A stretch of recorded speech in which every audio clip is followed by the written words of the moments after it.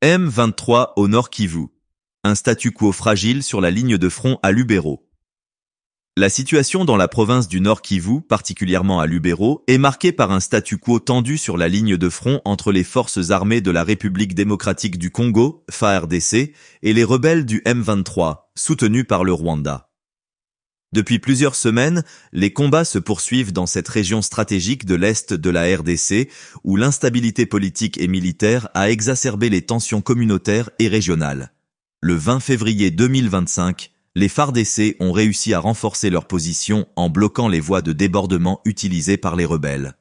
Ces voies, souvent considérées comme des passages stratégiques pour les forces rebelles, étaient jusque-là un point faible pour l'armée congolaise, permettant aux insurgés de contourner les lignes de front et de s'enfoncer davantage dans le territoire de Lubero. Les autorités militaires congolaises ont donc déployé des unités supplémentaires pour verrouiller ces routes, un effort qui a semblé porter ses fruits, du moins pour le moment. Cependant, la situation reste extrêmement volatile et précaire. Les forces du M23, soutenues par des éléments de l'armée rwandaise, ont intensifié leurs attaques en direction de certaines localités comme Ndoluma, où des affrontements ont eu lieu. La prise de ce village par les rebelles, le 18 février 2025, a mis en évidence leur capacité à pénétrer des zones jusque-là considérées comme protégées par l'armée. Ce dernier événement a contraint de nombreux habitants à fuir vers des zones plus sécurisées, notamment les villes voisines de Lubero-Centre et Butembo, déjà saturées par des vagues de déplacés internes. Les combats ont continué à faire rage dans les zones adjacentes, notamment en direction de Kitsombiro, où les FARDC ont dû effectuer une retraite tactique après des pertes importantes. Cette situation a accentué la pression sur les forces gouvernementales, qui sont désormais engagées dans une guerre d'usure face à un ennemi déterminé, bien équipé et soutenu par un voisin dont l'implication dans le conflit reste un sujet de controverse diplomatique internationale. La reprise des hostilités en février 2025 survient après une brève accalmie observée en janvier, où un fragile cessez-le-feu avait permis à l'ONU et aux organisations humanitaires de tenter d'acheminer de l'aide aux populations déplacées et de commencer des négociations pour une désescalade. Mais cette pause n'aura été que de courte durée, et la situation est rapidement redevenue tendue lorsque le M23, accompagné de troupes rwandaises, a de nouveau attaqué plusieurs positions stratégiques à l'est du pays. Les combats sont souvent d'une brutalité extrême, avec des rapports faisant état de violences atroces à l'encontre des civils. Les soldats du M23, ainsi que d'autres groupes armés opérant dans la région, sont accusés d'avoir commis des exactions graves, y compris des viols, des meurtres et des enlèvements, souvent utilisés comme tactique de terreur. Les victimes sont principalement des femmes et des enfants, dont beaucoup se retrouvent piégés dans les zones de conflit, sans accès aux soins médicaux ni à une aide humanitaire adéquate. Le climat d'insécurité et de chaos engendré par ce conflit incessant a provoqué des déplacements massifs de population. À Butembo et Lubero, les camps de réfugiés sont pleins à craquer, et les infrastructures locales, déjà fragiles, sont incapables de supporter un tel afflux de personnes fuyant la guerre. Les conditions de vie dans ces camps sont très difficiles, marquées par un manque crucial d'eau potable, de nourriture et de médicaments. Au niveau diplomatique, la communauté internationale continue de suivre de près l'évolution du conflit, bien que les actions concrètes restent limitées. L'ONU a appelé à une désescalade et à un cessez-le-feu immédiat, mais la diplomatie régionale peine à produire des résultats tangibles. La République démocratique du Congo accuse le Rwanda de soutenir activement les rebelles du M23, ce que Kigali dément, mais les preuves de l'implication rwandaise dans les combats sont de plus en plus évidentes. Les Nations Unies et la communauté internationale sont appelées à jouer un rôle plus actif pour contrer cette ingérence, mais l'incapacité de l'ONU à déployer des troupes suffisamment puissantes sur le terrain a exacerbé les frustrations parmi les populations locales et les autorités congolaises. Pendant ce temps, la situation humanitaire ne cesse de se détériorer. Les organisations de secours, comme la Croix-Rouge et Médecins sans frontières, peinent à atteindre les zones les plus touchées par le conflit en raison de l'insécurité croissante. Les blessés et les malades se retrouvent souvent sans soins, et la peur de l'épidémie, notamment de choléra, reste omniprésente dans les camps de réfugiés. Face à cette impasse, l'avenir de Lubero et des autres zones affectées par le conflit semble incertain, et les autorités refusaient de se soumettre à la haine et à la violence. Un peuple qui croyait en la réconciliation, même quand tout semblait les pousser à la division. La résonance du rêve d'une paix fragile. Alors que l'armée continue de patrouiller et que les miliciens Ouazalendo se replient dans les forêts environnantes, une question persistait dans les cœurs de chacun. Et demain, que ferons-nous? La réponse n'était pas évidente, mais la ville d'Uvira, bien que brisée, semblait porter en elle cette promesse de renouveau, de guérison. Le rêve d'une paix durable, d'une réconciliation entre les communautés divisées, se dessinait lentement, comme une étoile lointaine dans un ciel sombre. L'ONU et plusieurs organisations humanitaires étaient en pourparlers pour apporter une aide plus substantielle, mais ce n'était pas seulement l'aide internationale qui comptait. Ce qui importait vraiment, c'était la volonté du peuple de se relever, de reconstruire, de se pardonner et de renouer les liens qui avaient été brisés. C'était là la plus grande force de ce peuple, sa résilience, son désir profond de surmonter l'obscurité, le témoignage des femmes et des enfants. Mais la souffrance ne se mesurait pas seulement en termes de pertes humaines. Les femmes, particulièrement, portaient en elles les cicatrices invisibles des conflits. Des mères qui avaient vu leurs enfants pris dans la tourmente, des filles qui avaient été contraintes de fuir ou de vivre dans la peur, chaque histoire était une litanie de douleurs incommensurables. Mais dans le regard de ces femmes, il y avait aussi une détermination sans égale, celle de reconstruire non seulement leur maison, mais aussi la dignité et l'humanité qui avaient été arrachées par la guerre. Et les enfants, ces enfants qui avaient grandi trop vite dans un monde de violence et de perte, mais qui, malgré tout, gardaient en eux la flamme de l'espoir. Dans leurs jeux improvisés, dans leurs rires timides, on pouvait voir un monde qui, petit à petit, renaissait. Le rôle de l'amour et de la solidarité. C'est cette solidarité, ce lien invisible mais puissant entre les hommes et les femmes d'Uvira, qui pourrait peut-être faire la différence. Les blessures infligées par la guerre ne se guérissent pas simplement avec des médicaments, mais avec la main tendue de l'autre, avec des paroles réconfortantes, avec des actions de soutien mutuel.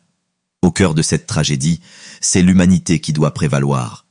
Car c'est dans l'amour, dans la solidarité et dans la volonté de croire à un avenir commun que réside l'espoir de la paix. Un avenir à bâtir, ensemble, aujourd'hui. Uvira est marqué par la douleur, mais également par un espoir fragile mais vivace. Les habitants, fortifiés par l'adversité, continuent de croire qu'une nouvelle page peut être tournée, même après les pires catastrophes. Car chaque étoile qui s'éteint dans la nuit laisse toujours place à une nouvelle au matin. Et peut-être, dans les ruines de cette guerre, les habitants d'Uvira, armés de leur courage et de leur foi, trouveront-ils cette lueur d'espoir qui les guidera vers un demain meilleur. Uvira, aujourd'hui brisée, renaîtra peut-être un jour, non pas grâce à des armes, mais grâce à l'amour, à l'unité et à la résilience de ses habitants. Parce qu'au fond, c'est la force de l'âme humaine qui, plus que tout, triomphe sur la haine et la violence. Dans les décombres d'Uvira, là où la douleur et la souffrance se mêlent au souvenir d'un passé tumultueux, l'espoir demeure une flamme fragile mais tenace. À travers chaque perte, chaque cri et chaque larme, se dessine la promesse d'un avenir où la réconciliation pourrait un jour balayer les ombres de la guerre. Les habitants de cette ville, bien que meurtris, ont prouvé qu'ils ne sont jamais réellement brisés. Leur résilience est une force silencieuse qui résonne à travers chaque geste de solidarité, chaque main tendue vers l'autre. Car, même dans les moments les plus sombres, l'humanité brille toujours. L'amour d'un parent, le courage d'un enfant, la détermination d'un frère ou d'une sœur, tout cela forme le ciment qui reconstruira la ville, une pierre à la fois. Oui, Uvira peut renaître, non pas grâce à la violence des armes, mais grâce à la force inébranlable de ceux qui refusent de se laisser engloutir par la haine.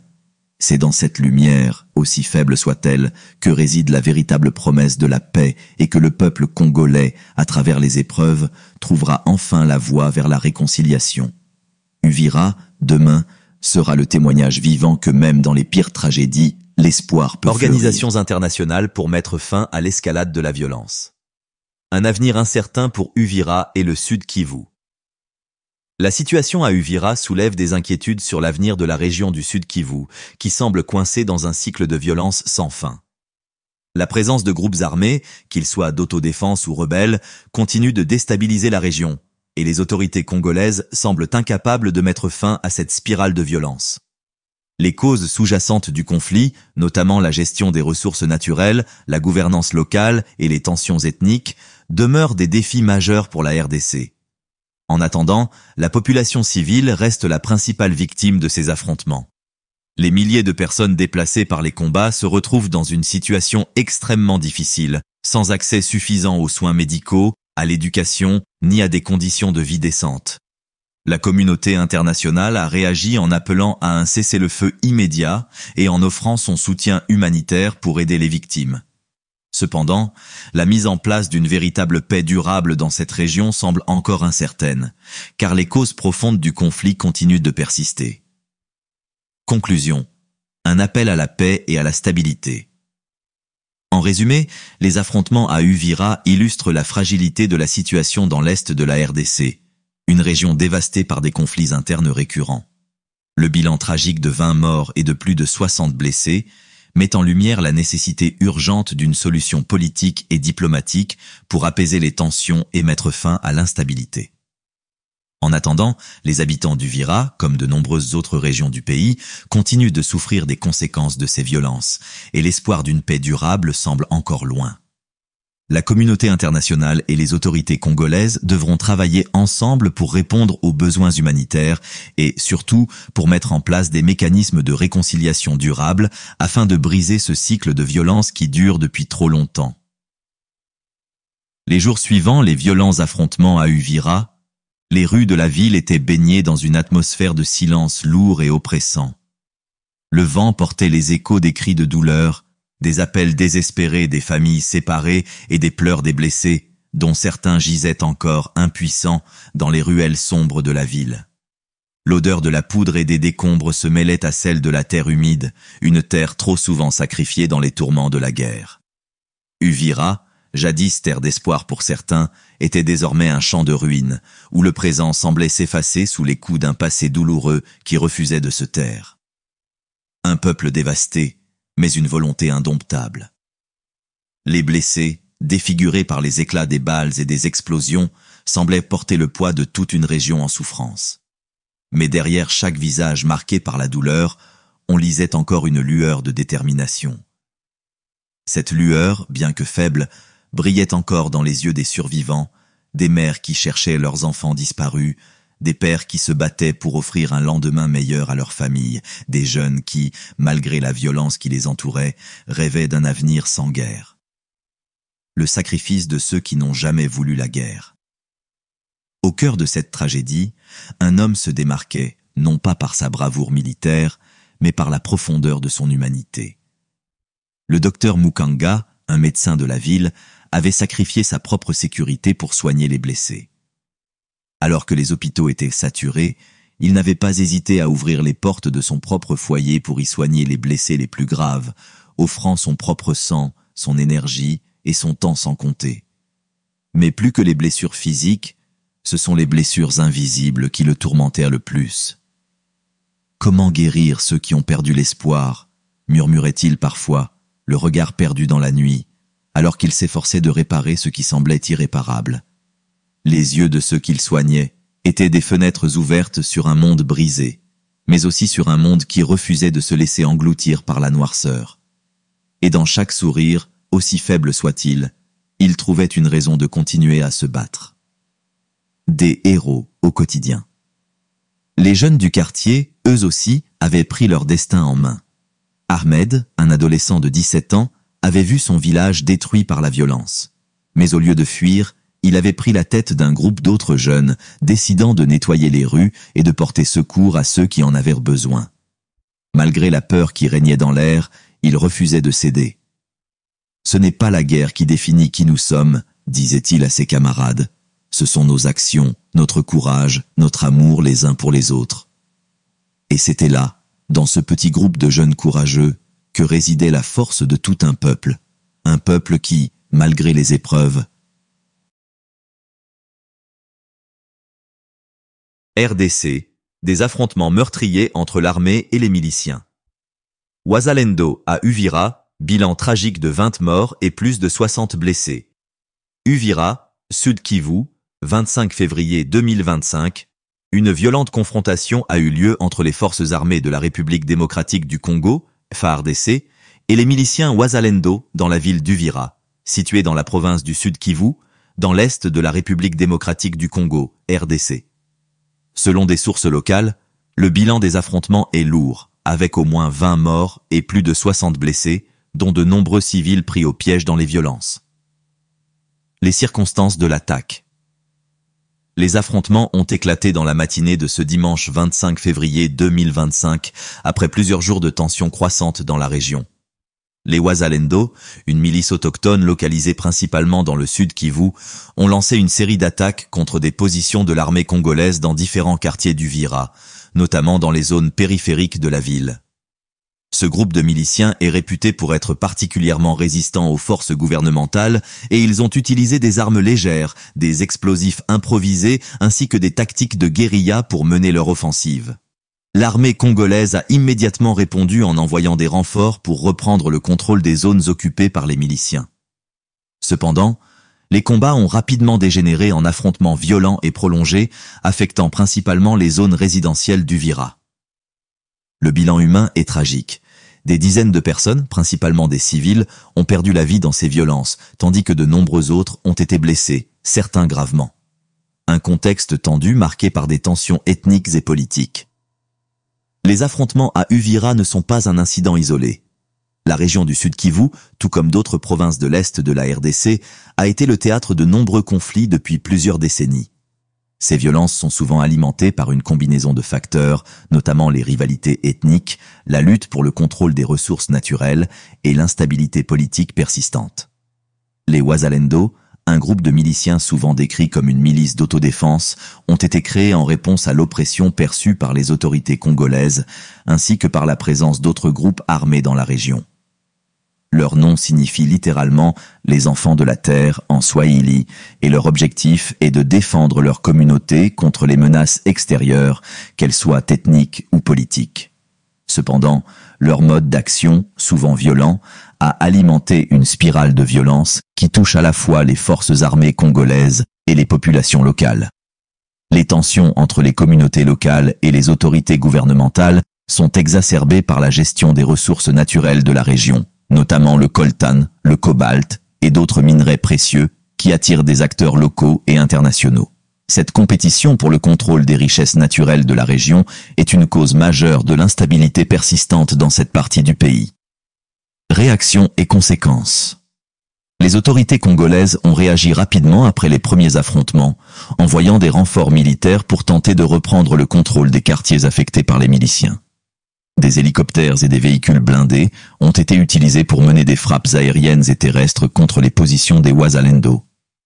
Les autorités ont également mis en place des barrages routiers pour tenter d'empêcher l'extension des combats à d'autres villes de la région, notamment Bukavu, la capitale provinciale du Sud Kivu. Cependant, cette répression a conduit à un grand nombre de victimes civiles qui se sont retrouvées prises au piège dans la violence, avec des maisons incendiées et des infrastructures de santé locales débordées par l'afflux de blessés. Les hôpitaux d'Uvira, déjà fragilisés par la guerre, ont dû faire face à un afflux de blessés, principalement des civils, dont certains sont dans un état critique. Les autorités sanitaires ont appelé à l'aide internationale pour faire face à la situation. Les organisations humanitaires, telles que Médecins sans frontières, MSF et la Croix-Rouge, ont rapidement déployé des équipes sur le terrain pour fournir des soins d'urgence et distribuer des vivres aux milliers de personnes déplacées à cause des combats. Les populations locales ont été contraintes de fuir les zones de conflit, se réfugiant dans les forêts ou dans des camps de fortune, dans des conditions de précarité extrême. Le gouvernement congolais, par l'intermédiaire de son ministre de l'Intérieur, a exprimé sa profonde préoccupation face à la situation et a promis de prendre toutes les mesures nécessaires pour restaurer la paix et la sécurité à Uvira. Toutefois, la situation reste tendue et des appels à la négociation ont été lancés par plusieurs leaders communaux.